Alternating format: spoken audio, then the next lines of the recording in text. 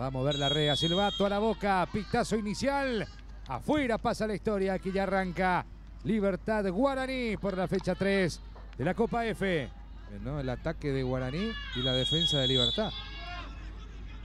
El envío de Nora, el cabezazo.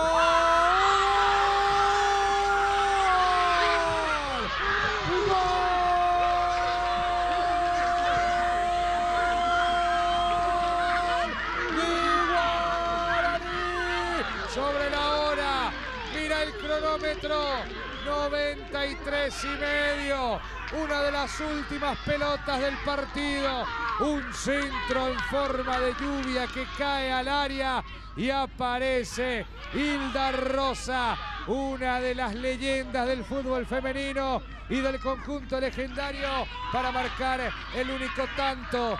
¿Será o no el único tanto del partido? Guaraní le gana a Libertad 1-0. Tiempo cumplido. 94 tenemos. Guaraní le gana a Libertad en el clásico moderno. Y es lo que le faltaba al partido. Y este gol es el que se mereció y era el conjunto legendario. Chávez se queda con esa pelota. Va a terminar el partido, señoras y señores.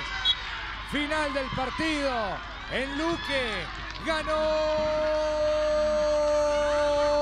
Guaraní 1-0 a Libertad.